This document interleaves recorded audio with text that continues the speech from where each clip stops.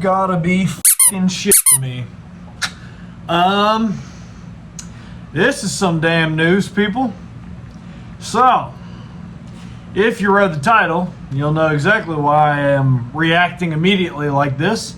In a recent press conference, Dragon Ball Super mangaka, I believe is how you say that. I believe I'm saying it correctly. Mangaka, which is essentially like the writer, is essentially the creator, the overall director of the creation of manga or anime or anything else of that nature.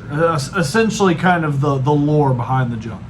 Toyotarou, who is the man that took over after Akira Toriyama died. Akira Toriyama took this man under his wing, essentially, and taught him the ways of Dragon Ball and how to make Dragon Ball, make the stories, how to essentially evolve Dragon Ball and to carry on its legacy even after Toriyama's death. And so this is now the man who will be taking over and directing everything into whatever direction that he sees fit, because essentially he is the heir to the Akira Toriyama head. And now whatever happens after this point, Akira Toriyama essentially approves. Otherwise, he wouldn't have this guy be his protege, his guy under him. So now that he is taking control, for the most part, anything that he says now is no different than if Akira Toriyama himself did it. So, in a recent press conference, Dragon Ball Super mangaka Toyotarou revealed that, at least as far as he is concerned, there is no longer anything non-canon in the Dragon Ball universe. I don't think you guys understand what the hell that means, so I'm going to go ahead and break it down for you. What the man is basically saying is anything, and I'm going to go out on a limb and say he's including this too, because at one point in time, Toyotarou was a fan of Dragon Ball, did a bunch of fan animations, fan drawings, a bunch of other fan stuff, made fan mangas, and that's how Akira Toriyama found him. I'm assuming he's counting anything fan-made as well, given the fact that a lot of his fan-made stuff became canon, or his fan-made ideas were turned into canon. Anything that is non-canon is now canon in the Dragon Ball universe. That means GT is now canon. That means, something as good as GT, something as bad as Bio Broly. This is the unfortunate part about this whole thing. Bio Broly is now technically canon. That would mean any of the like the Xeno Goku or any of that other junk, that's all now. The CC Goku, that's all canon. Literally anything. Even the fan animation episode that was made on YouTube. I don't know if you guys remember it.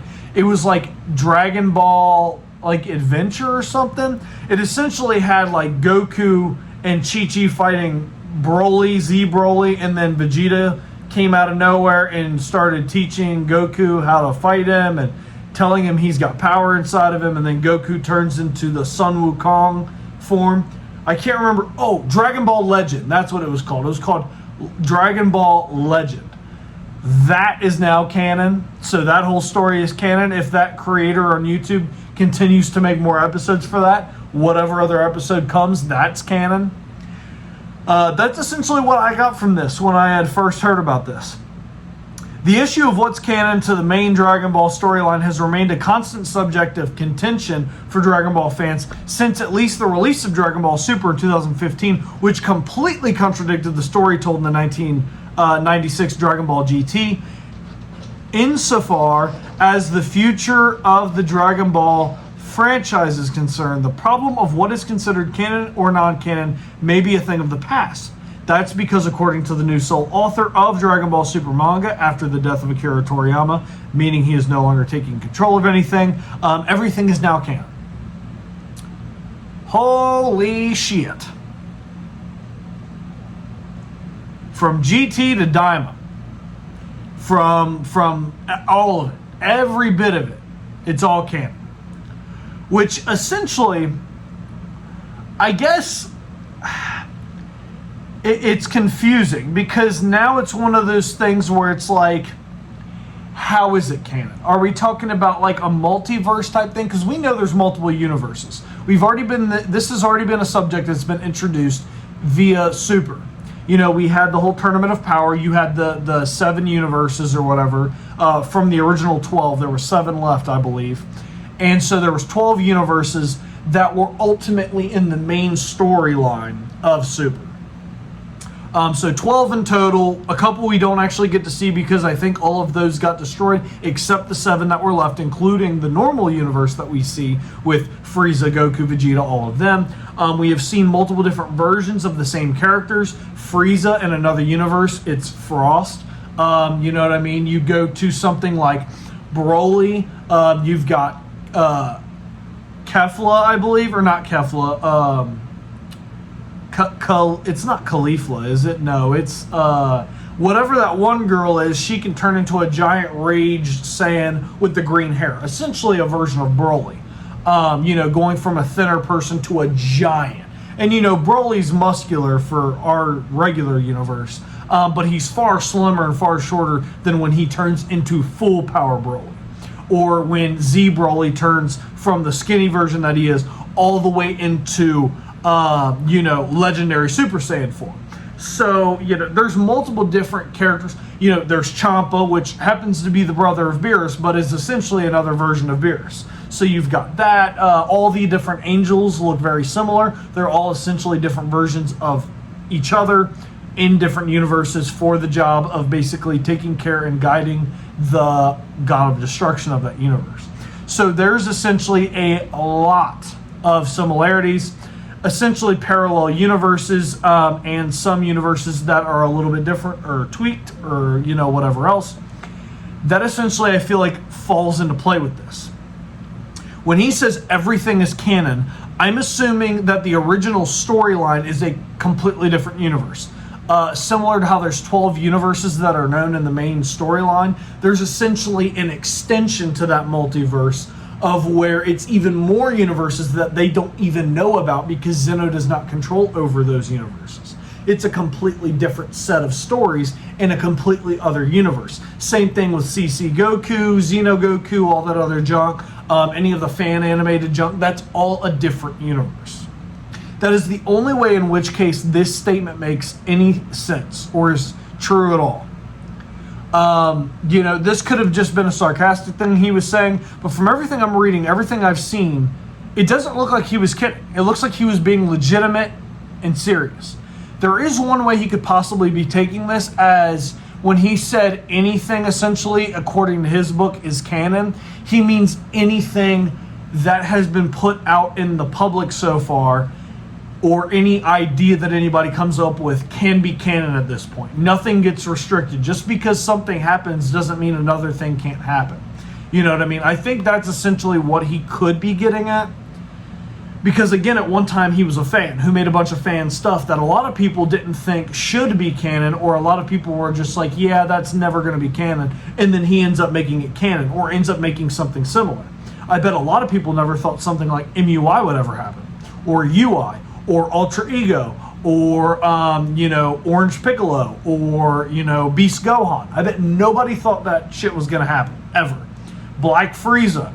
I bet no one thought of any of that junk. But now, you know, thought that junk was going to be canon. But now, it is. And now, he's saying that anything can be canon, and anything that has occurred Dragon Ball-wise is canon. That even includes when Godzilla fought a bunch of Dragon Ball characters. So Godzilla is now canonically, technically, a Dragon Ball villain. Think about that shit. Think about that. It's crazy. This opens up a whole can of worms. And I mean for the good and for the bad. I mean, Godzilla being a villain in Dragon Ball is awesome. Bio Broly being canon now is a terrible decision and a terrible idea, and I hate that. Bio Broly was straight, utter trash. Hated Bio Broly. Was so glad that it wasn't canon. There's a couple things in GT that, although I like GT a lot, I did not like. Those are now technically canon. Granted, hopefully, like I said, in another universe. But ultimately, it still is kind of one of those things where it's like at any point in time, now that we've had the Tournament of Power where you've got multiple universes fighting each other, there's potentially a chance that we could see crossovers between Dragon Ball universes that have existed before, like GT or the original Dragon Ball story where, you had different timelines or fan animated stuff or fan made stuff that could possibly get a crossover with the mainline stuff, making that canon now just in a different universe. This opens a whole big old can of worms that I don't even think we're prepared for. We could see a show or a movie of Dragon Ball characters fighting Godzilla or Mothra or Ghidorah or any, I'm going down the list of we could see Power Rangers in Dragon Ball. And I'm saying these characters because these are either characters we've already seen have a crossover that was technically originally not canon, but these are characters that are Japanese oriented, that can actually be put in and it makes sense. Power Rangers would make sense. Godzilla would make sense. Any of the kaijus, Japanese-wise, would make sense. It's crazy. This is a crazy thing to hear about. That would be like somebody from Marvel, like Disney Marvel or something, being like everything is canon. Or somebody from DC being like everything is canon. Everything happened. I mean, there's just so much junk. I couldn't imagine somebody saying that everything Godzilla is canon. I'd be like, huh? What do you mean it's canon? What, a different universe? A different timeline? What are we saying here? Are you telling me every Godzilla from every movie at one point in time was the same Godzilla? Are you telling me they're all the same? I wouldn't know how to take it. And that's essentially what's happening here. I don't quite know how to take this information. This is something completely different. And also, we're not even getting into the fact of how powerful this makes Goku. I don't think you understand. We used to lowball Goku because everything that made him super powerful, that would make him beat characters like Superman, Darkseid, anything that would make him beat people in Marvel that we never thought he'd be able to beat. Galactus, the Living Tribunal. There is so much fan-made junk where he is way more powerful than those characters. And the only thing that stopped this was the fact that there was a canon. And whatever was canon, and that was the real thing. You bringing up something like CC Goku or one of his forms or Infinity Super Saiyan Goku was well, that's bullshit. That's not real. Obviously, that's not going to happen. Obviously, that doesn't count in our argument. Now, technically, somebody could be like, well, Superman beats him, which I agree. I think Superman, at his full power, could beat Goku and MUI. I do. As a matter of fact, I think he could take on base Superman. We'll even get farther into it. Base Superman could take on base Goku and Vegeta as long as Vegeta and Goku don't transform. He could take on both of them in base and kill them. As long as he isn't holding back, and as long as Goku and Vegeta aren't holding back in their base form, not in another form, in their base form. They're going full power in their base forms and not holding back on the killing. You know what I mean? I think Superman kills him instantly with no problems at all. Now, completely different ballgame. Completely different. Now, you could be like, okay, well, CC Goku and base absolutely destroy Superman. I'd be like, you're right. But he's not canon. Oh, he is now. According to Toyotarou, he's canon now. So now we can have those arguments of okay, you're right. CC Goku probably does wipe him. Xeno Goku probably does wipe him. Any of these versions of Goku, now it's okay, well, the strongest version of Superman probably doesn't even beat Goku now because he's got Infinity Super Saiyan with the giant golden long hair. He's got all. If those forms are all canon now, yeah, he beats everybody. Might be the strongest anime character now. Just because of that alone, he might be the strongest anime character now. This kind of makes Goku and a lot of the other characters kind of boring. In a way. This means that Tien being in the time chamber and gaining strength 1 billion more times than he originally had and being stronger than Goku, that's it real somewhere in some storyline in some universe that happened. Krillin at one point got with every woman in Dragon Ball and had a child, had children, populated the earth again. That's probably canon. If somebody comes up with something and it's on an adult site, apparently that's canon. Like, how far are we taking this? You know what I'm saying? How far does this go? How far does this statement go? I highly doubt it goes that far. I think he's just meaning anything could possibly happen. And anything so far mainstream wise that used to be canon that's not canon anymore, he's making it canon again. Like GT. I think that's what we're getting at. I highly doubt anything fan made is canon now. I highly doubt it. But anyway, still a crazy thing to hear. I mean, this is wild.